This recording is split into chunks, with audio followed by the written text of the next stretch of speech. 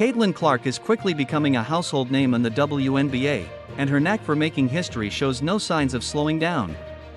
In yet another stellar performance, the 2024 #1 overall pick led the Indiana Fever to an 84-79 victory over the Atlanta Dream on Monday, etching her name into the record books once again. Clark's game was nothing short of spectacular. She tallied 19 points, 7 assists, 7 rebounds, 2 steals, and a block. Her 4 three-pointers in the game brought her season total to 85, tying the rookie record set by the Dream's Ryan Howard in 2022.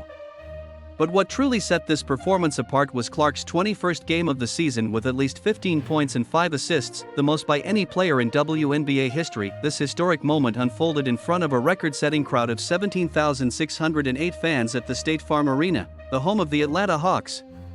The Dream set a new high for WNBA game attendance in Georgia, marking the 5th time this season that a team's attendance record has been shattered with the Fever as the visitors. Reflecting on the packed arena, Clark expressed her amazement at the growth of women's basketball.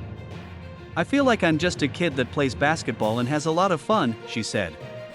"Coming into these arenas and these environments, I look around and it's incredible.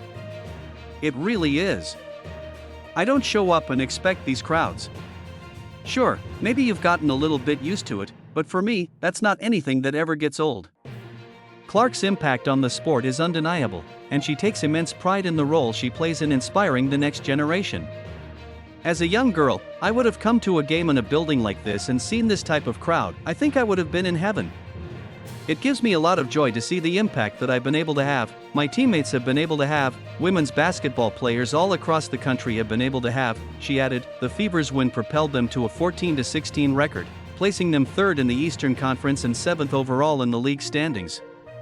This marks Indiana's highest regular season win total since 2016.